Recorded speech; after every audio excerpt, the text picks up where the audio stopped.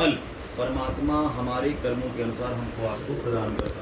हम जब अच्छे कर्म कर लेते तो सुख मिल जाता, बुरे कर्म करते हैं तो दुख मिल जाता। अब वो बात अलग की है थोड़ा सा कि अच्छा कर्म थोड़ा देर में फलित होता, बुरा कर्म जब दे अच्छे को सर्विस करता तो उसकी सैलरी तो 1 महीने के बाद आएगी। 1 तारीख से 31 तारीख तक घर से ऑफिस से घर की दौड़ लगाए, फिर 1 महीने के बाद सैलरी आएगी। मगर कोई चोरी करता तो उसकी 10 मिनट में सैलरी पक्की है ना, सामने वाले की आंखें मूंदी कि उसकी सैलरी पक्की। ये बुरा कर्म है, जल्दी फलित हो जाता है, मगर अच्छा जो कर्म होता है हमेशा देर में फलित होता है। और इसका सबसे ज़्यादा समझने का उदाहरण जानते हो क्या? बढ़िया सरल तरीके से समझो। दूध पियो ना, अमृत वस्तु, तो 1 2 साल 4 साल के बाद शरीर को महसूस होता है कि हमने दूध पिया था, कैल्शियम बढ़ा, हड्डी मजबूत हुई है ना, 7 2 साल के बाद। अगर कोई वही दारू पी ले तो उसको भी 1 2 साल इंतजार करना पड़ेगा, और 10 मिनट में उसका रिएक्शन चालू। पूरी वस्तु है ना। अच्छा कर्म हमेशा देर में फलित होता है। और क्यों फलित होता है अच्छा देर? क्योंकि भगवान ने कह रखा कि जो सुख देनो भक्ति को तो सब भक्त बन जाए, और नरक कुंड खाली रहे तो कीड़े किसको। पता है अगर भगवान भक्ति करने से ही सुख देना शुरू कर दिए तब चोरी बेईमानी मक्कारी कोई थोड़ी करेगा। तो फिर सुख हुआ कि जय हनुमान ज्ञान गुण सागर होगा, फिर है ना हर घर से संगत ध्वनि की आवाज़ सुनाई पड़ी। इसलिए कहते हैं ना अच्छा कर्म मेरा हमेशा देर में ही फलित होता, क्योंकि अच्छे कर्म करने वाले को परीक्षाएं देना पड़ेगा। मगर जब वो अच्छा कर्म फलित होगा तो बहुत अच्छा फलित होगा। कहते नारद जी ने देखा सभी प्राणी अपने अपने कर्मों से दुखी, इसलिए नारद जी के मन में दया कि मनुष्यों का दुख कैसे दूर हो, और ऐसा सोच करके देवर्षि नारद जी बैकुंठ लोक हो जाते। और बैकुंठ लोक जब नारद जी जाते तो वहाँ देखते क्या है, तत्र नारायणम देवम सुब्रह्मण्यम चतुर्भुजम शंख चक्र गदा पद्मा परमाला विभूषितम।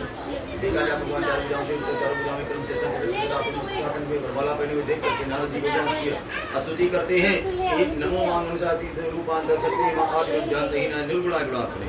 हे प्रभु आप तो आदि में जो से रहते हैं गुण के कारण लोगों को नष्ट करने वाले हो, आपको मेरा नमस्कार है, प्रणाम है, बारंबार प्रणाम है। तो खूब लंबी चौड़ी स्तुति किया देवर्षि नारद जी ने।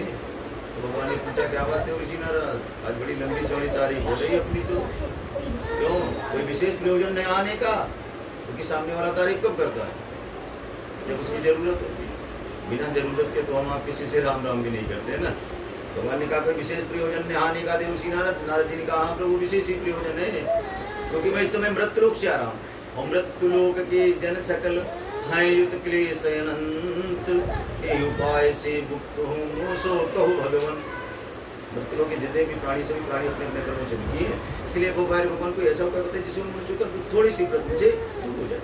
भगवान ने कहा हे देवर्षि नारद तुमने बड़ी अच्छी बात पूछी और संसार के हित की बात पूछी। अब मैं उस व्रत को तुमसे कहने जा रहा हूँ जो व्रत स्वर्ग तथा मृत्युलोक दोनों में जुड़े। व्रतमस्ते महात्पुण्यम स्वर्गे वृत्ते च दुर्लभम तो स्नेहन में अवश्य प्रकाशा कृति दुना। तुम्हारे प्रेम बस होकर के मैं तुमसे उस व्रत को प्रकाशित करने जा रहा हूँ जो व्रत स्वर्ग तथा मृत्युलोक दोनों में दुर्लभ है।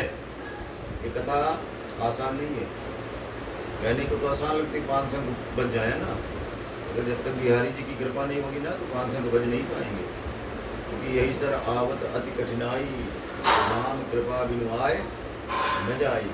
जब तक परमात्मा की इच्छा नहीं होगी, भगवान की कृपा नहीं होगी आपके ऊपर, तब तक आपके घर में ऐसे अनुष्ठान नहीं होगा। और देवता लोग भी, सत्य लोग, अमृत लोग दोनों में दुर्लभ कहते हैं ना, देवता लोग भी इस कथा को सुनना चाहें तो नहीं सुन सकते। क्यों? क्योंकि देवलोक में सारे देवता है, वहाँ कथा का वाचन कौन करेगा? और सुनाने के लिए मृत्यु लोक से ब्राह्मण को ले जाना पड़ेगा, और ब्राह्मण सदैव जा नहीं सकता सत्य लोक को, है ना, क्योंकि वो भूसुर है, पृथ्वी का देवता है। अगर देवताओं को सुनना हो तो उनको मृत्यु लोक आना पड़ेगा। कहते ना ये कथा आसान नहीं है। भगवान ने कहा वो मैं व्रत कहने जा रहा हूँ जो स्वर्ग तथा मृत्यु लोक दोनों में दुर्लभ है, वह व्रत है सत्यनारायण भगवान का व्रत।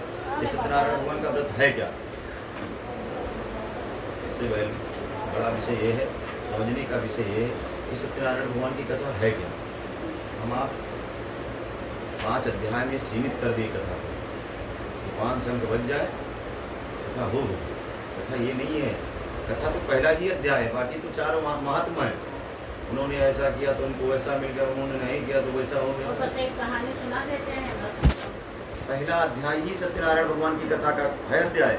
इस पहले अध्याय में न किसी राजा की कथा है, न किसी बनिया की कथा, न किसी साधु की कथा, न किसी ब्राह्मण की कथा।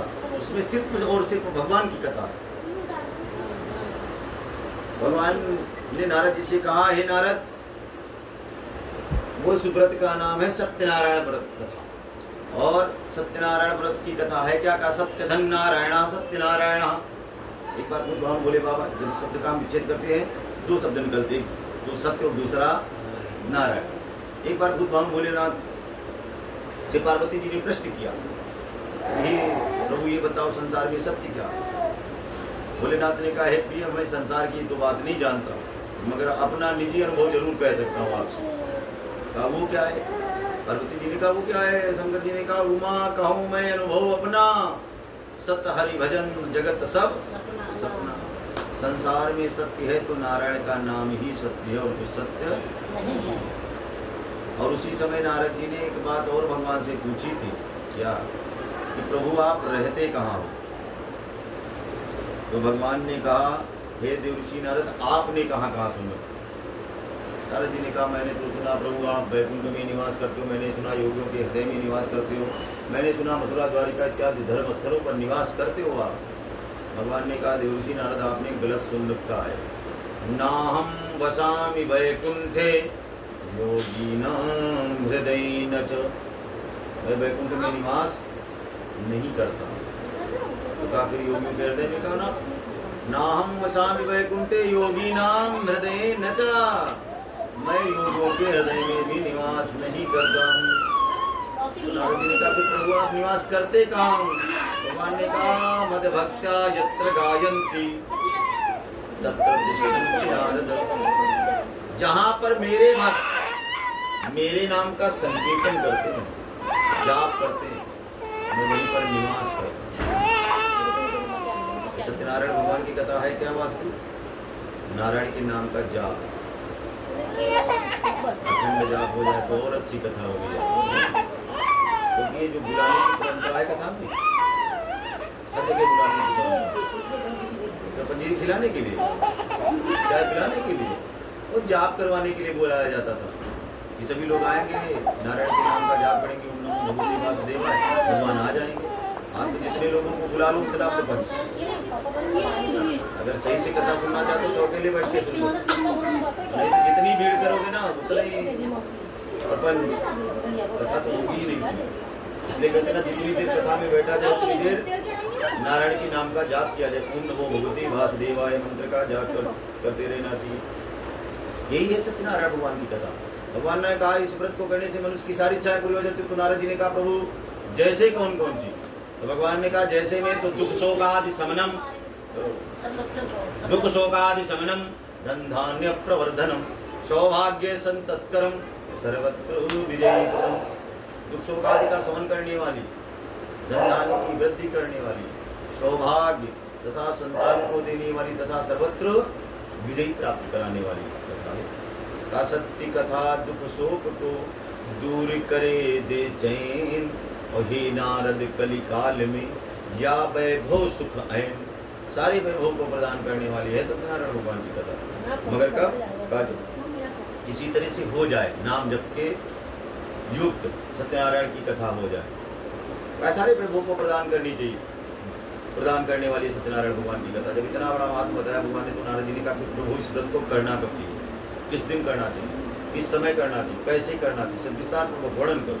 भगवान ने कहा, हे देवर्षि नारद, इस व्रत को करने के लिए किसी दिन की आवश्यकता नहीं। यस्मिन् कस्मिन् दिने मृत्यु भक्ति श्रद्धा समन्विता। दिन कोई भी चलेगा, तिथि कोई भी चलेगी, मगर विशेषता क्या है? का भक्ति श्रद्धा समन्विता। तिथि कोई को चलेगी, मगर विशेषता है भक्ति श्रद्धा समन्विता। जिस दिन भक्ति और श्रद्धा, उस दिन इस व्रत का अनुष्ठान करो। ना कि तिथि मिल जाए, एकादशी पूर्णिमा मिल जाए तो कथा सुनो, है ना, मिल जाए आपको पूर्णिमा कथा सुनो, और मन लगे ना भगवान में, है ना। शरीर बिठा दो भगवान सामने, स्वयं अमीनाबाद में मार्केटिंग करो, खरीदारी करो, है ना, शॉपिंग करो, क्या मतलब है। इसलिए है ना, इसलिए भगवान ने कहा जिस दिन आप फुर्सत में हो, भक्ति श्रद्धा समन्विता, जिस दिन आप फुर्सत में हो उस दिन इस व्रत का अनुष्ठान करो। निशाम के अगर शाम के समय हो जाए तो ज़्यादा अच्छा। हमारे धर्म में जितनी कथा बताई जाती, पूजा बताई जाती, वो सारी की सारी पूजा प्रातः काल की अच्छी है। एक सत्यनारायण भगवान की एक लौती ऐसी कथा, इसको यदि सायंकाल में किया जाए तो इसका फल ज़्यादा बढ़ जाएगा। क्यों पता है? क्योंकि इस कथा का नाम क्या है? पूरा सत्यनारायण व्रत कथा। दिन भर व्रत हो जाएगा तो फिर शाम को कथा हो, और जब व्रत होगा दिन भर ना, सुबह तो चतुर्दशी थी, कोई बात नहीं, पूरा दिन कथा सुननी थी, इसलिए पूरा दिन व्रत करना चाहिए। है कि नहीं? नहीं है, नहीं व्रत तो है। कोई बात नहीं। रोगी और वृद्ध के लिए कोई नियम लागू नहीं होते, उनके लिए, रोगी और वृद्ध के लिए शास्त्र में भी कंडीशन दे दी गई है ना। 60 साल के बाद हाँ, जब जितना हो जाए, जैसे भी हो जाए, बस भगवान नाम स्मरण हो जाए, खड़े बैठे पड़े पड़े राधे कृष्णा हरे हरे, है ना, चाहे कैसे भी हो जाए। भगवान ने कहा इस कथा का नाम है सत्यनारायण व्रत कथा, यानी दिन भर व्रत हो जाए, फिर सायंकाल में इस कथा को स्मरण करना चाहिए। और जब व्रत होगा तो चाहे साधन नमकीन नहीं मिलेगी, अपने आप ही भगवान याद आते रहेंगे समय समय पर, है ना। इसलिए निशाम की ब्राह्मण बंद जय वो सही तो धर्म तत्परा, फिर बंधु बांधवों के साथ बैठ करके भगवान सत्यनारायण का पूजन करना चाहिए। पूजन कैसे करें? का पंचामृत में अनुमाय प्रभु सब देकर भोग सुनी जो मनुजा, ब्राह्मण भोज करी साजात यही दुख मुक्ति उपाय नहीं। भगवान को पंचामृत में स्नान करा करके फिर भगवान का षोडशोपचार पूजन करना चाहिए, और षोडशोपचार हो पाए तो हो पाए, नहीं तो मिलतोपचार पूजन कर ले। जो वस्तुएं मिल पा रही उनसे भगवान सत्यनारायण का पूजन कर ले। फिर नाना प्रकार के नैवेद्य भगवान को निवेदित करने चाहिए, जिसमें विशेष रूप से रंभा परम घृतम क्षीरम गोधूम से चूर्णकम भावेशाली चूर्णमा सकरा व गुड़स्त था। रंभा पर लेने के लिए का फल घी, दूध, गेहूं का चूर्ण, गेहूं के चूर्ण के अभाव में अगर गेहूं का आटा नहीं मिल पा रहा तो कथा ना हो का नहीं। भगवान की पूजा में वस्तु का महत्व नहीं। आप भगवान को क्या चढ़ा रहे हो, इससे भगवान का लेना देना नहीं। मैंने कहा था कि सुपारी नहीं मिल रही पंडित जी तो क्या करें, तो हमने कहा सुपारी नहीं तब भी कथा हो जाएगी, का नौगरा के चावल दाल नहीं मिले तब भी कथा हो जाएगी। भगवान ने कहा अभावेशाल चूड़म सरगरा व गुड़स्त था। अगर गेहूं के आटा का अभाव है तो चावल के आटा का चूर्ण बना लो, क्योंकि भगवान को कोई खिला पाएगा क्या? खिला सकता है कोई? अरे जिनकी सत्ता के बिना हे प्रभु मंगल मूल, और पत्ता तक हिलता नहीं, खिले नहीं को फूल। जिस परमात्मा परमेश्वर की इच्छा के बगैर एक पत्ता नहीं हिलता, एक पुष्प नहीं खिल सकता, उस परमात्मा को कौन खिला पाएगा? इसलिए भगवान ने कहा गेहूं का आटा का भाव चावल का आटा का चूर्ण बना लो, और शक्कर है तो शक्कर से प्रसाद तैयार करो, नहीं तो गुड़ से प्रसाद तैयार करके भगवान को निवेदित करो। और फिर नाना प्रकार के नैवेद्य निवेदित करने के बाद भगवान सत्यनारायण की पूजा करना चाहिए। पूजन करने के बाद नैवेद्य समर्पित करने के बाद इस कथा को श्रवण करना चाहिए। कथा श्रवण करने के बाद प्रीति भोज, ब्राह्मण भोज, कुटुंब भोज, बाल भोज, कन्या भोज, जो भोज न करना तो करो, उसके लिए भी बाध्यता नहीं है। और ये करने के बाद प्रसादम भक्षित भक्त्या नृत्य गीत आदि कम करो। प्रसाद भक्षण करने के बाद नृत्य गीत आदि का आयोजन करना चाहिए, यानी भगवान की मस्ती में झूमना चाहिए, नाचना चाहिए, गाना चाहिए। और कुल मिला के ये कि उस दिन खुशी जाहिर करनी चाहिए भगवान के समक्ष कि प्रभु आपकी कृपा की तो ऐसा अनुष्ठान हमारे घर संपादित हो गया, संपन्न हो गया, क्योंकि इनकी इच्छा के बगैर हो ही नहीं सकता। आपके पास पैसा हो सकता माता जी, है ना, समय हो सकता है, मगर जब तक बिहारी जी की कृपा नहीं होगी, है ना। आज 17 तारीख है ना, एक हमारे जजमान है 2 साल से नहीं, उसके 3 साल पहले, 2 साल से पहले चले जाओ तो 3 साल पहले से हर साल उस पूजन की सामग्री लाते थे कि रामायण बिठाऊंगा विश्वकर्मा पूजा। और जिस दिन विश्वकर्मा पूजा होती थी ना, उस दिन इतना पानी भर जाता था दुकान में कि स्वयं को बैठने की जगह नहीं रहती। हर बार सामान लाए, हर बार रख दे, और पूजन सारे साल की पूजा में वो सामग्री खत्म हो जाए, मगर रामायण हो नहीं पाई। अब इधर 2 साल से हो रही लगातार। कहते हैं ना, जब तक बिहारी जी की इच्छा नहीं होगी, भगवान की इच्छा नहीं होगी, तब तक आप कर नहीं सकते। इसलिए धन्यवाद भगवान को देना चाहिए। और ये कृत्य करने के बाद जब लोग अपने अपने घर को जाएं, तब क्या करते हुए जाएं? वैसे तो आप सब लोग जानते हो क्या करते हुए जाना चाहिए ना, पंचामृत भूजाने, पंजीरी खट्टी करते हुए चले जाओ।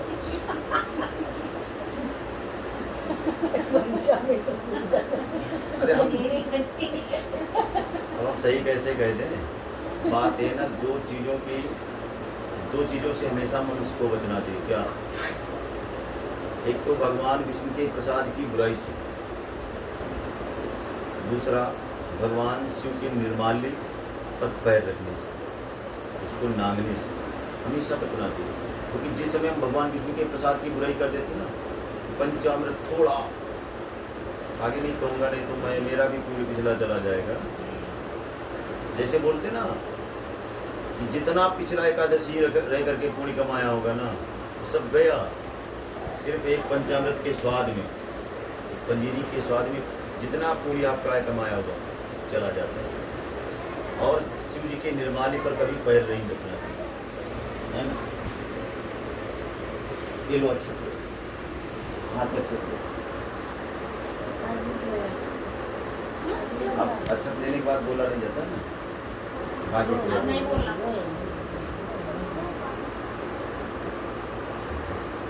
कहते ना, जिस समय हम शिव जी के निर्माल्य पर पैर रख देते हैं, इसीलिए जलेहरी को नहीं नांगा जाता। जैसे पैर रखते, जितना हमारा पिछला पूरी होता ना, सारा का सारा छीण हो जाता, नष्ट हो जाता। और इसके पूरा विषय में अगर किसी को बहुत अच्छी जानकारी लेना हो ना, तो एक पुष्पदंत नामक यक्ष था, उसकी कथा है, पढ़ लेना। उसने शिव जी के निर्माल्य पर मात्र पैर रख दिया था, तो इंद्र के बगीचे में फंस गया था, क्योंकि उस इंद्र के बगीचे के सारे पुष्पदंत नामक जो गंधर्व था चुन रहा था। अब इंद्र को जब पूजन की आवश्यकता हो तो फूल न मिले, बड़े परेशान हुए। तब उन्होंने विचार किया, क्यों ना शिव जी के निर्माल्य, क्योंकि इसके पास पुण्य है, वही गुप्त रूप रख करके आता और फूल सारे चुन करके ले जाता, कोई देख भी नहीं पाता। तब बगीचे के चारों तरफ शिव निर्माल्य का छिड़काव करा दिया, और जैसे वो आया और पैर रखा, उसका पूरी छीण हो गया, वास्तविक शरीर में आ गया। अभी तक तो गुप्त था, दिखाई नहीं पड़ रहा था, अब वास्तविक शरीर में आ गया। जब उसने सोचा मैं तो फंस जाऊंगा, अब निकलूंगा कैसे इंद्र के बगीचे से, तब उसने शंकर जी की एक स्तुति पढ़ी। उसने उसी जगह पर स्तुति बना करके शंकर जी को समर्पित की, तब उसे पुण्य प्राप्त हुआ। 42 श्लोकों की एक स्तुति, महिम्नहाते पारमते, महिम्न नामक स्तुति। कहते ना, हम आप एक श्लोक नहीं बना पाएंगे, है ना। वही अगर अर्जुन करना हो तो 42 श्लोक का एक स्त्रोत बना करके उसने तैयार करके भगवान शिव को समर्पित कर दिया, पुण्य मिल गया। हम तो एक श्लोक नहीं बना पाएंगे ना, पुण्य कैसे मिल पाएगा। इसलिए पुण्य को बचाना जरूरी होता है। जलेहरी पर कभी पैर नहीं रखना चाहिए, नांगना नहीं चाहिए, निर्माल्य पर कभी पैर नहीं रखना चाहिए, ये कृत्यों से बचना चाहिए। इसलिए जब लोग अपने अपने घर को जाने लगे कथा श्रवण करके, तब क्या करते हुए जाएं, उसके विषय में सत्यनारायण भगवान की कथा में बात कही गई। क्या?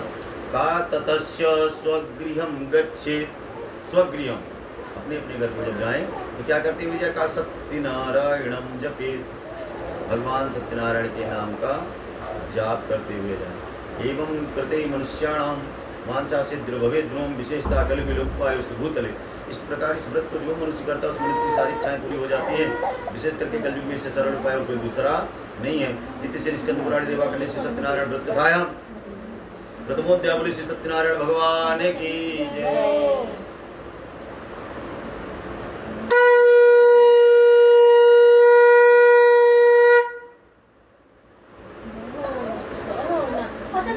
प्रसाद मिलना रहना आप लोग ये नहीं बात अध्याय आप लोग ये रहो, सब अध्याय समाप्त हो जाते हैं, सब लोग ये रहो। बात में क्या होगा?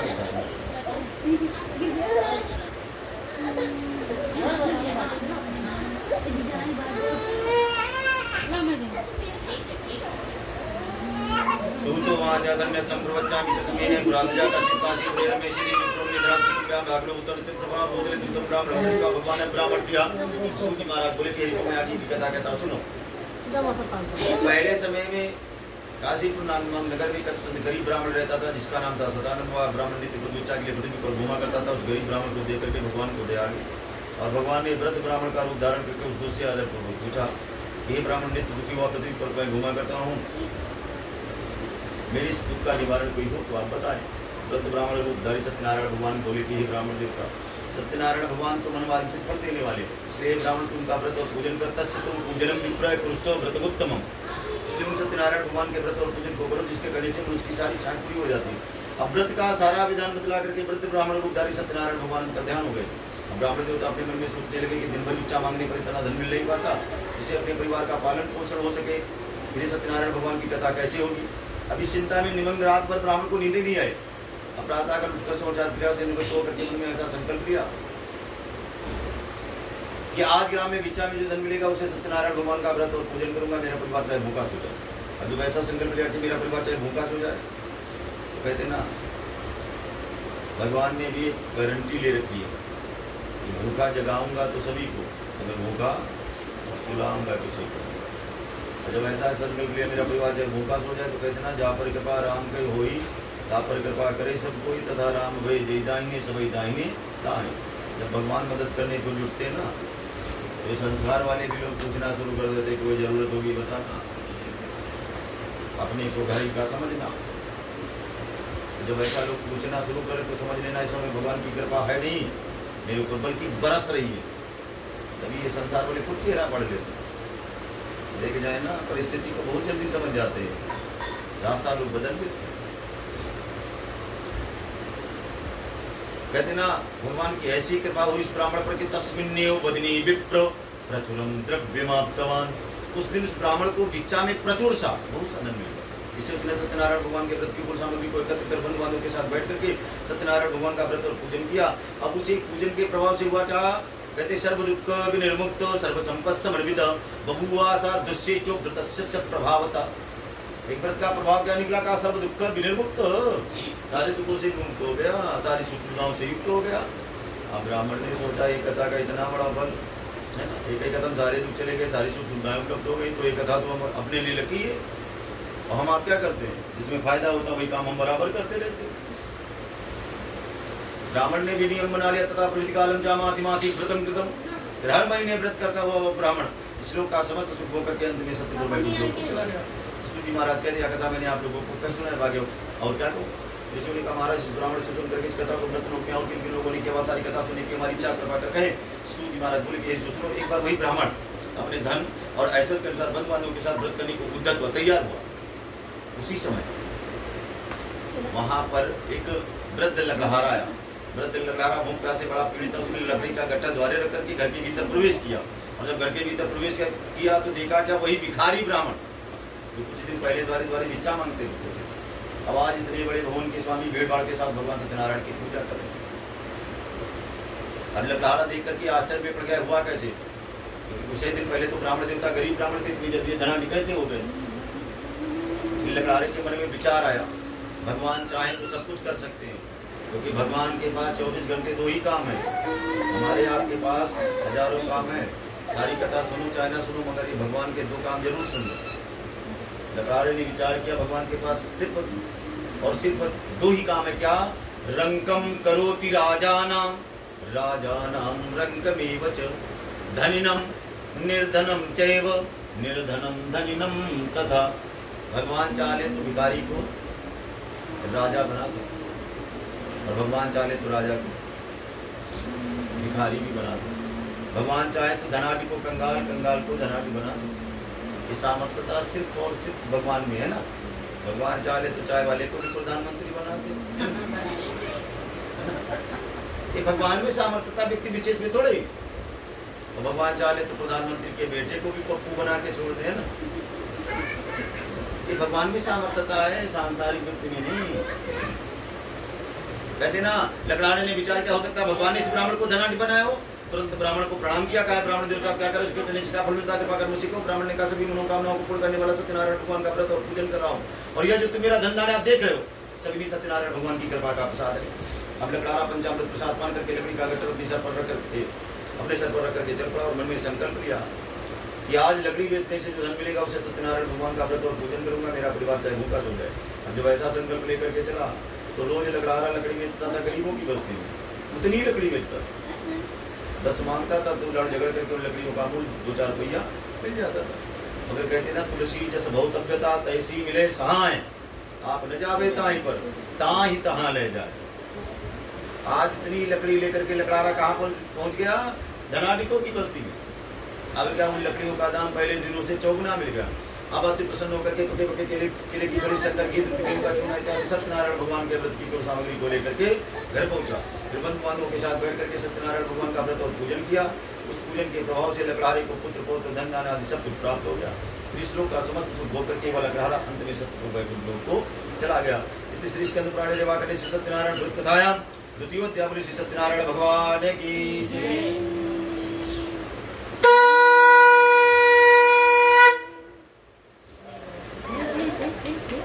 ज्यादा लंबी तो नहीं लग रही है, लंबी तो नहीं लग रही है, कुछ नहीं कर सकते।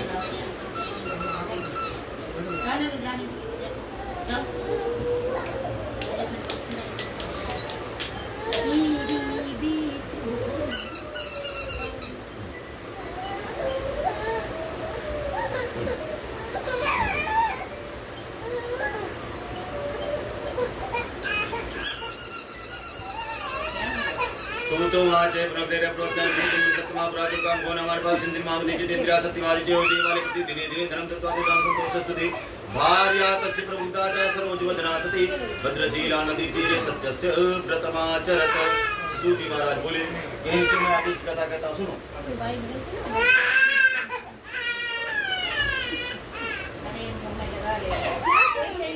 पहले समय में पितामह नाम का राजा था, देवस्थानों को जाता था, गरीबों को धंधे कर, और उसकी पत्नी में कमल के समान मुख वाली सती साधु। भद्रशीला नदी के तट पर एक दिन राजा और रानी ने सत्यनारायण भगवान के व्रत का अनुष्ठान किया, और उसी समय वहां पर एक साधु बनी आया जो व्यापार के लिए नौका पर बहुत सा धल्ला दे था। नौका को नदी के तट पर खड़ी करके राजा के पास आ गया, और राजा को व्रत में दीक्षित देखकर विनय पूर्वक साधु बनिया ने पूछा, हे राजन युक्त चित्त से आप क्या करें, इसके करने से क्या फल मिलता है, ऐसा मुझसे कहो। राजा बोला कि दुनिया भगवान का दिया मेरे पास तो सब कुछ है, किसी चीज की कमी ही नहीं। हाँ, एक चीज नहीं, क्या, संतान नहीं है। राजा ने कहा मेरे पास संतान नहीं है, और मैंने ऐसा सुना है कि पति बिन सूनी मांग पुत्र बिन है घर सूनो, और दो मुक्त के मार्ग दो बिन है दुख दो। संतान के बगैर घर सूना होता है, और पति के बगैर मांग सुनिए, और दोनों मुक्ति का मार्ग भी। पुत्र जब पिंडदान तर्पण इत्यादि कृत्यों को करता तो 7 पीढ़ियों का उद्धार हो जाता, ऐसा हमारा धर्मशास्त्र कहता है। मगर एक नारी के मोक्ष का द्वार उसका पति होता है। कहते ना, पत्नी वो ही बड़भाग्न है जो पति के आगे मरती है। सब वेद शास्त्र या कहते हैं वह भव सागर से कुछ भी ना करे जीवन में। राजा ने कहा, हे साधु बनिया, मैंने ऐसा भी सुन रखा कि इस व्रत के प्रताप से वंशहीन सुत पाए, निर्धन धन पावे तथा रंग करा हो जाए। जिसके पास संतान नहीं तो उसे संतान मिल जाती, जिसके पास धन नहीं होता उसे धन मिल जाता है। ऐसे मान सत्यनारायण भगवान का व्रत पूजन कर रहा हूँ। अब राजा के वचन को सुनकर के साधु बनिया को बोला, हे राजन, इसका सब विधान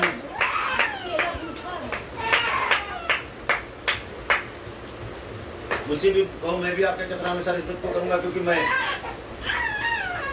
मेरी भी कोई संतान नहीं, निषेध हो जाएगी। अब पूर्व का राजा ने सारा विधान साधु बनिया को फैसला, साधु बनिया राजा से सारा विधान व्यापार से निवृत्त हो आनंद पूर्वक अपने घर को गया, और संतान देने वाले सत्यव्रत का समाचार अपनी पत्नी लीलावती को कह सुनाया। अब जैसे पत्नी ने सुना, कहा ऐसा हो गया तो उत्तर विचार कर प्रातः काल पूजन कर लिया जाए। बनिया बोला, तू मूर्ख है क्या, मूर्ख है क्या, मैं बनिया हूँ। बनिया किसको कहते हैं, ये जो बनिया शब्द होता है ना, ये जात सूचक शब्द नहीं होता, ये कार्य सूचक शब्द होता है। बनिया किसको कहा जाता है? जो बने सो बनिया, जो बिगड़ जाए वो भी बनिया। और जब बिगड़ गया तो बिगड़िया हो गया, फिर बनिया कहा रहा, बिगड़ गया तो बिगड़िया। बनिया ने कहा मैं बनिया हूँ, बिगड़िया थोड़े। भगवान ने दिया कुछ नहीं, उनकी पूजे में 1000 रुपये खर्चा करके घाटे में चले जाए। तो घाटे का सौदा हम बनिया नहीं करते। हाँ, पूजन करना तो करूंगा, मगर कब? जब संतान हो जाएगी तब मैं इस व्रत को करूंगा। और जब ऐसा संकल्प किया कि संतान होने पर व्रत करूंगा, तो भगवान भी कभी कभी झूठ के पीछे ही पड़ जाते। कहते ना, भरतुक्तानंदा चित्त भगवद्धर्म परायण गर्भिणी सा भगवतस्य भार्या सत्य प्रसादता। भगवान सत्यनारायण के प्रसाद से उसकी भार्या लीलावती गर्भवती हो गई तथा 10वें महीने में उसके सुंदर कन्या का जन्म हुआ। कन्या दिनों दिन इस तरह बढ़ने लगी जैसे शुक्ल पक्ष का चंद्रमा बढ़ता कला कला। अब जब कला कला बढ़ने लगी तो उस कन्या का नाम कलावती रखा गया। तब लीलावती ने फिर मीठे शब्दों में अपने पति से कहा कि हे स्वामी, जो आपने पूर्व में संकल्प किया था कि सत्यनारायण भगवान का व्रत करूंगा, अब आप उसे करिए। बनिया बोला, तू मूर्ख है क्या? मूर्ख है क्या? कन्या की बरही चट्टी में कितना धन खर्चा हो चुका तुझे पता? अब पूजन करने बैठूंगा तो मूलधन भी चला जाएगा, है ना? और बरही चट्टी में कम थोड़े खर्चा होता, लखनऊ में बहुत खर्चा होता। 51,000 का डिमांड एक ही लोगों का है ना, ताली वालों का।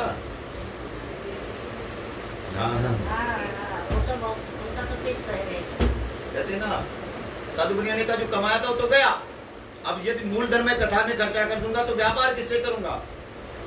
और व्यापार करने के लिए भी धन की आवश्यकता पड़ती है, और तुझे पैसे की कीमत नहीं पता है। साधु बनिया ने अपनी पत्नी को बड़ी सुंदर बात बताई, कहा तुझे पैसे की कीमत नहीं पता, पैसे से सब कुछ तो नहीं मिलता। साधु बनिया ने कहा सब कुछ तो नहीं मिलता संसार में, मगर पैसे से बहुत कुछ मिल जाता है। हाँ, बहुत कुछ मिल जाता है, सही समय पर सही कीमत लगा तो बहुत चीजें मिल जाती। साधु मुनिया ने कहा तुझे नहीं पता कीमत पैसे की? टका धर्म टका कर्म टका ही परमं तपः यस्य गेहे टका नास्ति हाँ टका टकायते। साधु मुनिया ने कहा टका धर्म, टका से धर्म होता है, और टका कर्म, कर्म कोई अच्छा करे चाहे बुरा, दोनों में पैसा लगता है ना। किसी को भागवत सुनना हो, यज्ञ करना हो, भंडारा करना हो, अच्छे काम है, बिना पैसे के नहीं हो सकते। और कोई बुरा कर्म करना चाहे तो, कोई ऑर्केस्ट्रा करना चाहे तो बिना पैसे के हो जाएगा। मान लीजिए अच्छे काम में तो पैसा लगता ही लगता है, सत्य बात है, मगर बुरे में और ज्यादा पैसा लगेगा। का कर्म कैसा भी पैसा लगता है। टका धर्म टका कर्म टका ही परमं तपः, और पैसे के लिए कठिन से कठिन तपस्या करनी पड़ती है ना। पैसा ऐसे नहीं आता। अब वो बात अलग की है, देखने वाले को लगता है ना पूरम ला रहा, झोलम ला रहा है ना, गाड़ी भर के ला रहा है, जेब भर के ला रहा है, देखने वाले को लगता है। मगर जो ला रहा है उससे पूछो कैसे ला रहा है, कितने परिश्रम से ला रहा है, कितने प्रयत्न से ला रहा है। पैसा ऐसे किसी को नहीं मिलता है, कितनी मानसिक प्रताड़ना सह रहा होगा वो। पैसा फ्री में किसी को नहीं मिलता, गर्मी जाड़ा बरसात सब कुछ सहन करना पड़ता है ना। हम आप यहाँ बैठे हैं, बारिश हो रही है बाहर, जिनकी जरूरत है ना, कहीं आस लगी पैसा मिलेगा तो दौड़ रहे हैं रोड पर, मोटरसाइकिल से भीग भी रहे हैं, है ना। पैसे के लिए सब कुछ सहन करना पड़ता, तब पैसे मिलता। साधु मुनिया ने कहा तुझे पैसे की कीमत नहीं पता।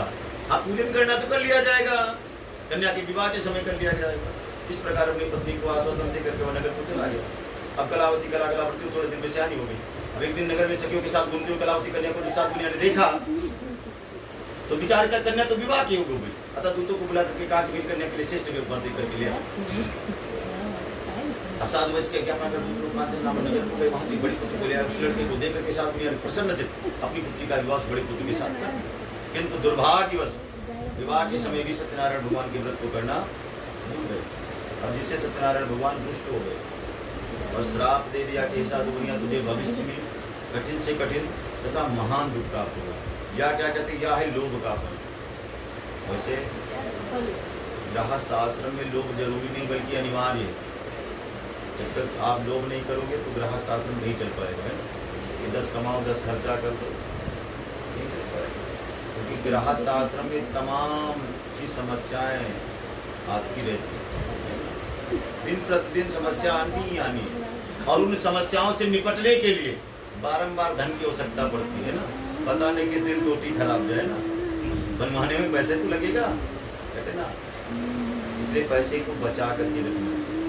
अगर इतना भी ना बचाओ कि भगवान की जब पूजा हो, है ना, तो वाला घी लेकर के आओ जिस पर लिखा होता है ये खाने योग्य नहीं जलाने योग्य ना। अब भगवान रुष्ट हो गए, श्राप दे दिया कि हे साधु बनिया, तुझे भविष्य में कठिन से कठिन तथा महान दुख प्राप्त होगा। उसी समय बनियों ने सोचा कन्या का विवाह किया, धन बहुत खर्च हो चुका, दौड़ धूप करके व्यापार के थोड़ा ज्यादा आमदनी हो जाएगी। अब दामाद को साथ ले लिया, व्यापार के लिए निकल पड़ा साधु बुनिया। और व्यापार करते करते करते करते साधु बुनिया रत्नसार नामक नगर में गया, कि राजा चंद्रकेतु उनके नगर में व्यापार करने लगा। उसी समय भगवान की माया से प्रेरणा से राजा चंद्रकेतु के चोरों ने चोरी की और धन लेकर के भगे। उनके पीछे राजा के सिपाही भी लगे। सिपाहियों को पीछे आता हुआ देखकर चोर लोग घबरा गए कि धन लेकर के भगूंगा तो पकड़ा जाऊंगा, इसलिए धन छोड़ दो। और संयोगवश चोरों ने धन वहीं पर रख दिया जहां पर दोनों बनिया रात में विश्राम के लिए लेटे हुए थे। और धन रख करके चोर लोग रफू चक्कर हो गए। और जब राजा के सिपाही वहां पर पहुंचे, राजा के धन को रखा देखा तो दोनों बनियों को बांध कर राजा के पास ले गए। कहा महाराज यही दोनों चोर हैं जो आपका धन लेकर भागे हुए थे, उनके क्या किया है? कुछ लोग कहते हैं हम किसी का बुरा नहीं करते, हमारा बुरा कैसे होता है ना।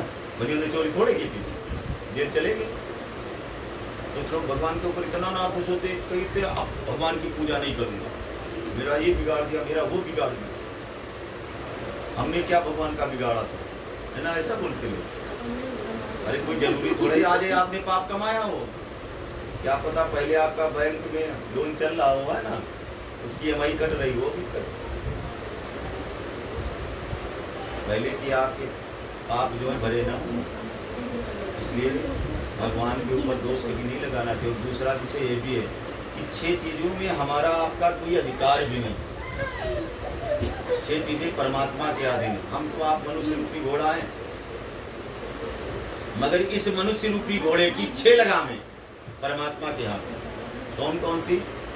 सुनहु भरत भाभी प्रबल, बिलखि कहो मुनिनाथ, हानि लाभ जीवन मरण, जस अपजस विद्यान। 6 चीजें परमात्मा के अधीन है ना। इसमें हमारा आपका कोई बस चलता। अपनियों ने चोरी नहीं की थी, जेल में डाल दिया गया। वहां तो बनियों को याद दुख प्राप्त, उनके घर पर उनकी पत्नी और पुत्री को भी अत्यंत दुख प्राप्त हुआ। उनके घर पर जो धन रखा था सब चोरों ने चुरा लिया। शारीरिक व मानसिक पीड़ा तथा भूख प्यास से दुखित हो कलावती कन्या ब्राह्मण के घर भिक्षा के लिए गई। वहां पर उसने सत्यनारायण भगवान के व्रत को होते देखा, कथा सुनी, प्रसाद ग्रहण किया, रात को घर वापस आई। तब लीलावती ने क्रोध पूर्वक कहा कि पुत्र इतनी रात की तू कहां से, तेरे मन में क्या है, तू क्या करना चाहती है? तब कलावती कन्या बोली कि माँ मैं एक ब्राह्मण के घर भिक्षा के लिए गई थी, वहां पर सत्यनारायण भगवान का पूजन हो रहा था, प्रसाद लेने में देरी हो। जैसे सत्यनारायण भगवान के व्रत का नाम सुना लीलावती ने, तुरंत कलावती कन्या से कहा कि पुत्र तुम्हारे पिता ने तो बहुत पहले इस व्रत का संकल्प किया था, जब तुम नहीं हुई थी। तुम्हारे होने के लिए हम लोगों ने इस व्रत का संकल्प कर रखा था, पर अभी तक हम इस व्रत को नहीं कर पाए। हो सकता है इसीलिए हम लोगों को दुख प्राप्त हो रहा। कल प्रातःकाल इस व्रत और पूजन को कर लिया जाए। अब कलावती ने और लीलावती ने सत्यनारायण भगवान के व्रत की कुल सामग्री को एकत्र कर बंधुबांधवों के साथ बैठ कर सत्यनारायण भगवान का व्रत और पूजन किया और भगवान से प्रार्थना की कि जो भूल हुई है उसे क्षमा करो, मेरे पति और दामाद शीघ्र घर वापस आ। इस व्रत और प्रार्थना से भगवान सत्यनारायण संतुष्ट हो गए और राजा चंद्रकेतु को स्वप्न में दर्शन देकर के कहा, हे राजन, प्रातः कर दोनों बनियों को छोड़ दो, उनका जो धन तुमने ग्रहण किया है वह उन्हें वापस कर दो, और यदि ऐसा नहीं करोगे तो तुम्हें तुम्हारे राज्य को तो धन से नष्ट कर दूंगा। अब राजा से स्वप्न में ऐसा कहकर के भगवान अंतर्ध्यान हो गए। प्रातः राजा सभा में बैठा, रात्रि का देखा हुआ स्वप्न लोगों से कहा। सब लोग सुनकर के बोले, महाराज स्वप्न तो सत्य प्रतीत होता है और स्वप्न की आज्ञा के अनुसार ही आचरण करना उचित नहीं। अनंतर राजा ने भी आदेश दे दिया कि दोनों बनियों को बंधन मुक्त करके सभा में लाया जाए। अब जब दोनों बनिया बंधन मुक्त होकर के सभा में आए तो दोनों बनिया बड़े भयभीत थे। और भयभीत किस लिए थे दोनों बनियों ने सोचा पहली बार इसी सभा में आता तो चोरी नहीं की थी, जेल में डाल दिया गया है ना, और दोबारा फिर बुलाया गया, हो सकता फांसी की सजा ना सुना दी जाए, क्योंकि राजा लोग तो मतवाले होते। जैसे अपने यहाँ का राजा है ना, पता नहीं किस दिन शाम को रात्रि के 8 बजे बोल दे भाइयों बहनों मित्रों, सबसे सारी सेवाएं बंद है ना। कहते ना राजा मन, बनियों ने सोचा राजा मन की बात को नहीं जानत है कोई, और पहले तो बंदी भयो, अब जाने क्या हो, अब जाने क्या हो, शीश तो नहीं कटेगा, फांसी लागे हाय प्राण अब नहीं रहेगा, चंचल कैसे सिद्ध हो या नौका जा, विधि अब कौन हवाल करेंगे वीर राजा। उसी समय राजा ने दोनों बनियों को देखते हुए कहा, ये बड़े पुत्रों, जो आप लोगों को दुख प्राप्त हुआ, कष्ट प्राप्त हुआ, दयोग से प्राप्त हुआ, अब तुम्हें कोई बहनी तो नहीं होगा। और ऐसा कहकर के राजा ने उनका छोड़ कर मान करा, फिर वस्त्र अलंकार दिया, पहले उनका जितना धन लिया था उससे दूना धन दिया, और वाणी द्वारा अत्यधिक आनंद दिया। कहा अब आप लोग अपने घर को प्रस्थान करो। राजा को प्रणाम करके दोनों बनियां अपने स्वदेश को रवाना हुए। सत्यनारायण व्रत कथा तृतीयोध्याय सत्यनारायण भगवान की जय।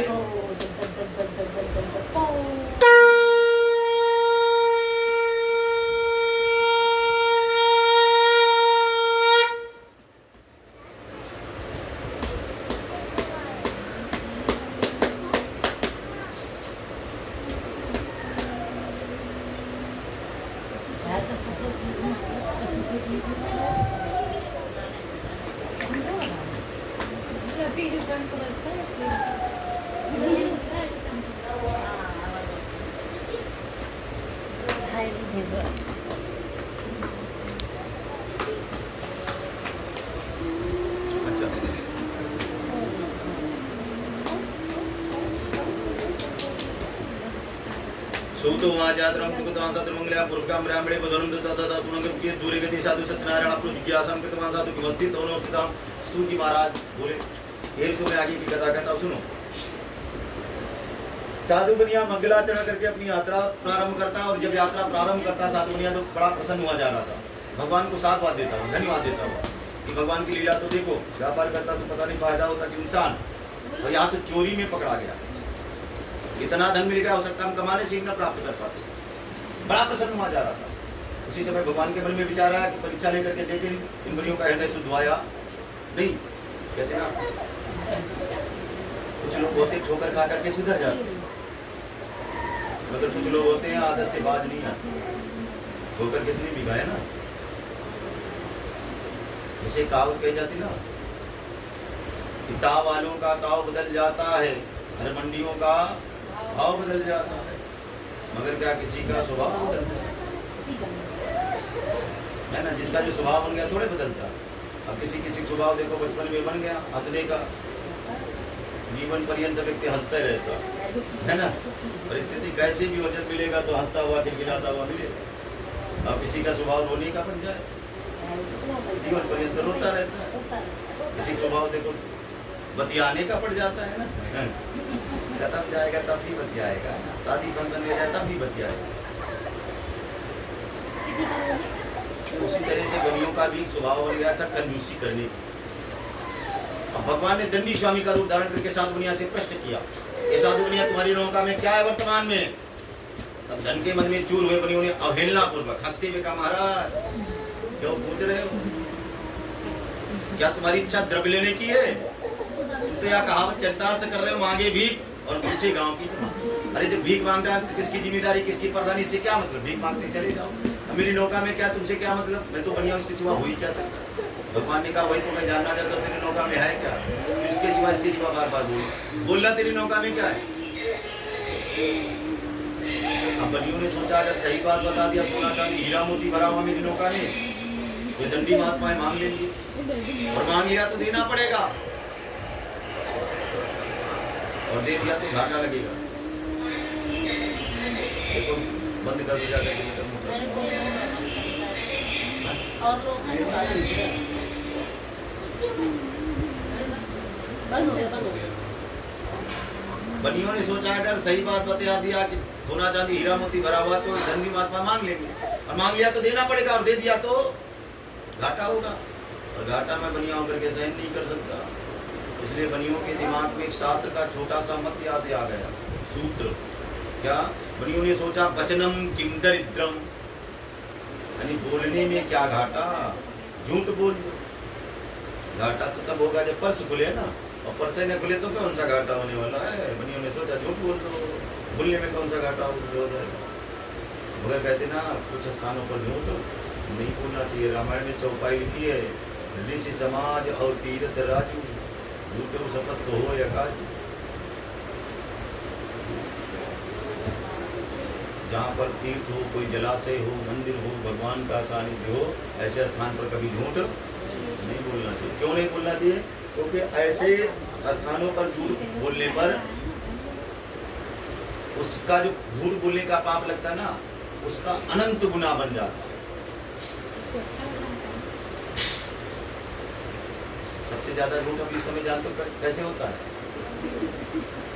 इससे होता है मोबाइल के द्वारा। खंड की साधनी में है ना, मोबाइल सबसे ज्यादा झूठ बुलवाता है आदमी को, है ना। गाँव बस आ गए हैं ना, गाँव बस पहुंच गए हैं ना, निकल चुके हैं ना।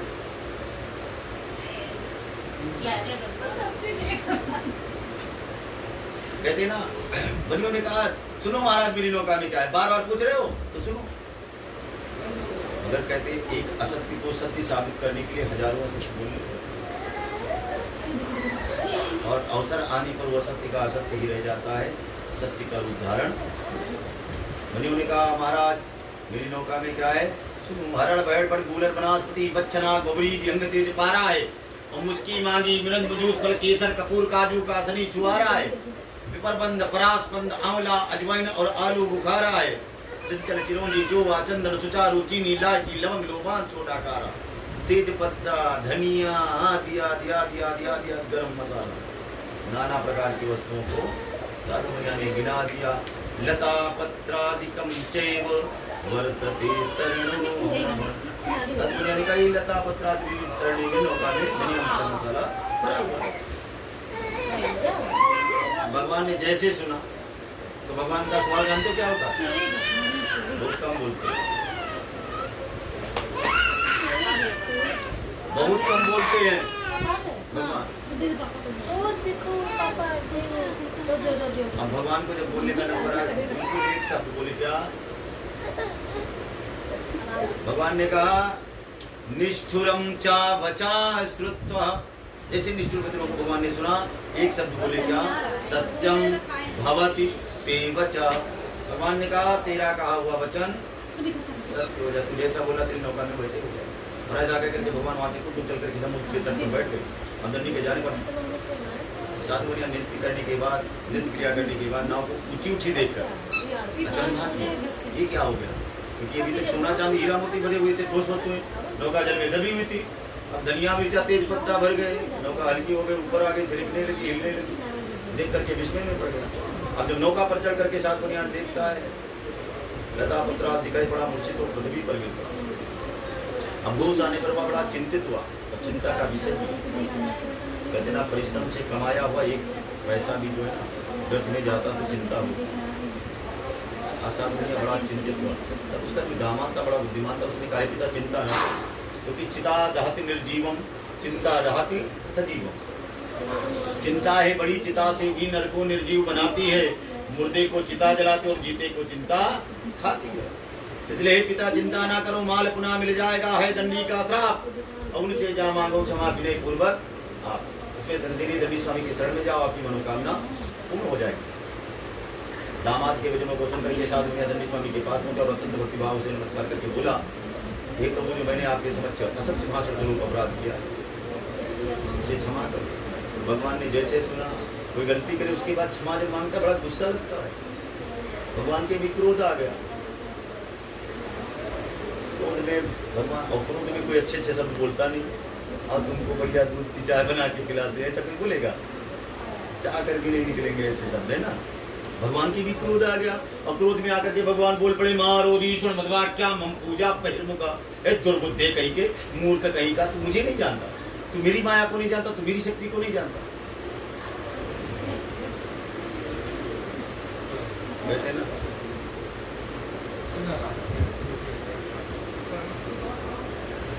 बनिया जो होता है बड़ा बुद्धिमान होता है। वैसे तो सब लोग अच्छा बोलते हैं, मगर बनिया से अच्छा कोई नहीं बोलता। कहते ना भगवान ने तो कहा तू मेरी रूप को नहीं जानता, मेरी शक्ति को नहीं जानता, मेरी माया को नहीं जानता। तो साधु बनिया कहता वाह प्रभु, देखो उसके बोलने की कला, वैसे तो सब लोग अच्छा बोलते हैं, मगर बनिया से अच्छा कोई नहीं बोल पाता। उसके बोलने की कला देखो सिर्फ एक शब्द में। भगवान ने कहा मेरे रूप को नहीं जाता। साधु बनिया कहा वाह प्रभु, तन्माया मोहिता ब्रह्मा आदिति वो कसा ना जानांति गुणान रूपम तो आश्चर्यमिदं प्रभु। ये तो आश्चर्य का विषय बना। तन्माया मोहिता ब्रह्मा आदि देव कसा, तुम्हारी माया से मोहित ब्रह्मा आदि देवता भी आपके गुण और रूप और शक्ति को नहीं जानते। तो भला ज्ञानी मैं बनिया कैसे जान सकता हूँ? महाराज क्या मैं ब्रह्मा देवताओं से बड़ा हूँ? अब भगवान फंसी पुरानी चक्कर में ना, भगवान ये भी नहीं कह सकते तुम ब्रह्मा से बड़े हो, है ना। साधु बनिया ने इतना बढ़िया शब्द रखा। साधु बनिया ने कहा महाराज जब ये लोग आपके गुण रूप को नहीं जानते तो भला मैं दुनिया होकर के मैं कैसे जान सकता हूँ? मैं तो बनिया हूँ, हर समय माया में लिप्त हूँ।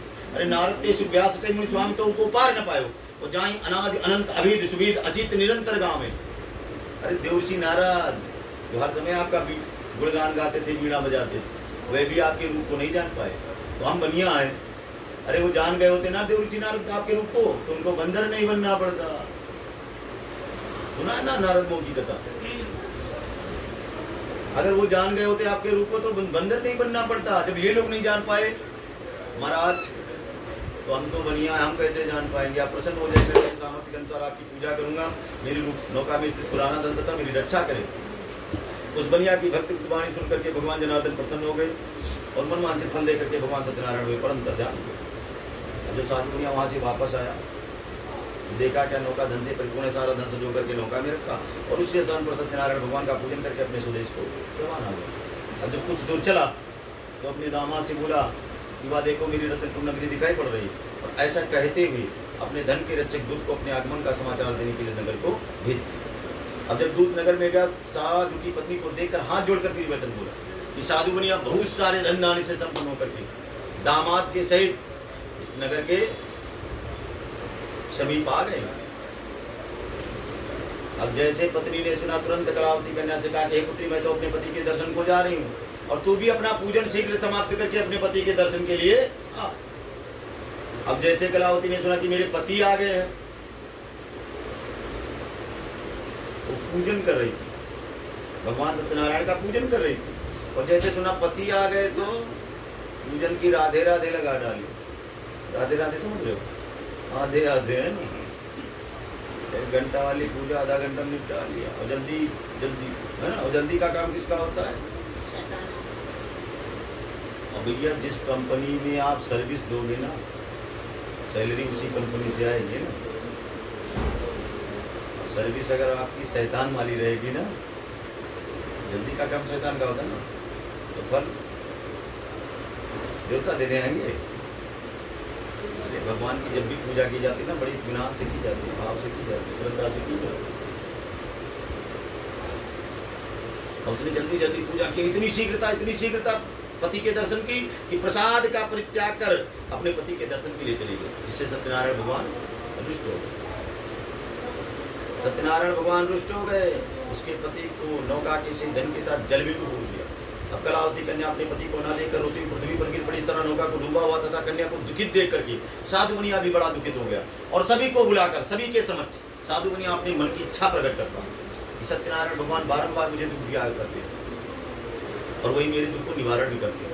आज भी उन्हीं के द्वारा या मुझे दुख प्राप्त हुआ है और उन्हीं के द्वारा या मेरा दुख निवारण भी होगा। और ऐसा कहकर के साधु मुनिया बारंबार सत्यनारायण भगवान को प्रणाम करता। नत्वा च दंडवत भूमो सत्यदेवम पुनः पुनः।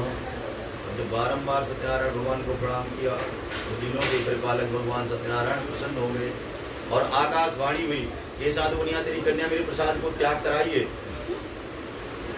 जिससे इसका पद अदृश्य हुआ। यदि घर जाकर प्रसाद ग्रहण करके पुनः वापस आए तो इसका पद निस्संदेह प्राप्त हो जाएगा। जैसे गंगन मंडल से आकाशवाणी सुना कलावती कन्या तुरंत घर को गई, प्रसाद वचन किया, वापस आई तो सुजनों के साथ अपने पति को देखा। तब पिता से बोली कि हे पिता आप तो घर चले गए, विलम्ब क्यों कर रहे हैं? तो पति भी मिल गया, धन भी मिल गया, यहाँ को रुके हुए। तब साधु मुनिया बोला कि पुत्री अभी तक हम भगवान की महिमा को नहीं जानते, इसलिए भगवान की पूजा में हमसे बारंबार चूक हुई। अब हम भगवान की महिमा को जान चुके, भगवान की पूजा में चूक होने वाली।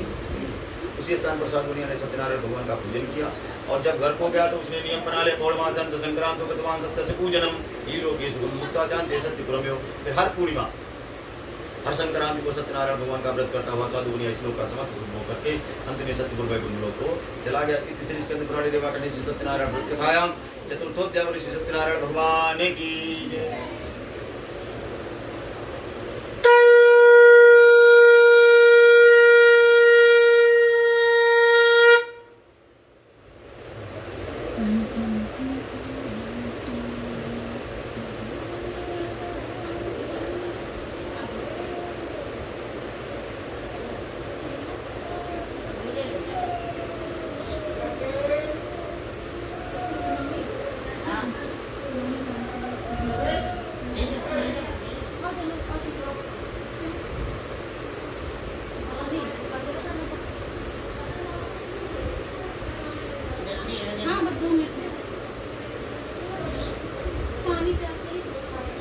सूतोवाचेव अथन्यच्च प्रवचामि श्रुतु मुनिशतमासीत तुंगध्वजो राजा प्रजापालन तत्परः। सूत महाराज बोले कि ऋषियों में आगे की कथा कहता सुनो। पहले समय में तुंगध्वज नाम का राजा था, उसने भी भगवान के प्रसाद को त्याग कर बहुत दुख प्राप्त किया। एक बार राजा तुंगध्वज जंगल में शिकार के लिए गया, वहाँ पर तमाम प्रकार के बने पशुओं का संहार किया और जब घर की ओर वापस आ रहा था तो एक बट वृक्ष के नीचे बैठ गया सुस्ताने के लिए। जब सुस्ताने के लिए बैठा तो देखा कि सामने वाले लोग भक्ति भाव से श्रद्धापूर्वक सत्यनारायण भगवान का पूजन कर रहे। अब राजा देखकर भी अहंकारवश न तो उस स्थान पर गया और न सत्यनारायण स्वामी के समक्ष मस्तक किया। अब जब ग्वालों ने अपना पूजन समाप्त किया तो प्रसाद राजा के समक्ष रखा, इच्छानुसार सभी ग्वालों ने अपना प्रसाद बच्चन किया। अब राजा ने सोचा हम तो राजा हैं, भाई ग्वाले लोग क्या काम प्रसाद बच्चन कैसे करें। ना गत्वा न नाम सा, वैसे तो पहले ना तो वहां गया और ना प्रणाम ही किया। और जब ग्वाले लोग प्रसाद रख करके आए तो उसने सोचा मैं राजा इस प्रसाद को कैसे ग्रहण कर सकता है, तो ग्वालों के हाथ का प्रसाद है। राजा को इस बात का अहंकार हो गया कि हम राजा प्रसाद को त्याग करके अपने नगर को चला गया। मगर उस प्रसाद को त्यागने से हुआ क्या, कहते तस्य पुत्र शतम नष्टम धनधान्याधिकम चयत। तस्य पुत्र शतम नष्टम, उसके 100 पुत्र मर गए, उसका जितना धन धान्य था सब नष्ट हो गया। अब राजा ने मन में विचार किया हुआ कैसे, क्योंकि सांसारिक व्यक्ति हमको आपको दुख दे सकता है, पीड़ा दे सकता है, परेशान कर सकता है, मगर मेरा कोई कुछ बिगाड़ नहीं सकता। और हमारा आपका जब कोई कुछ बिगड़ता है ना तो ये इनके प्रकार किसी न किसी तरह से भगवान की सहमति, भगवान की इच्छा जरूर होती है। भगवान की इच्छा के बगैर मेरा कोई कुछ बिगाड़ नहीं सकता। अब जब राजा को विश्वास हुआ कि सत्य देवी न सर्वम नाशितम मम निश्चितम, भगवान सत्यनारायण ने मेरा नाश किया निश्चित है। और जब ऐसा विश्वास हुआ राजा तुंगध्वज को तो पुनः ग्वालों के पास वापस गया और ग्वालों के साथ बैठ करके भक्ति और श्रद्धा से युक्त होकर के सत्यनारायण भगवान का व्रत पूजन किया। उस पूजन के प्रभाव से और भगवान सत्यदेव के प्रसाद से सत्यदेव प्रसादीन धन पुत्रान विदो भवत इलोकेश मुक्ताचांते सत्यपुरम में सत्यदेव भगवान के प्रसाद से राजा तुंगध्वज को पुनः पुत्र पौत्र धन धान्य सब कुछ प्राप्त हो गया।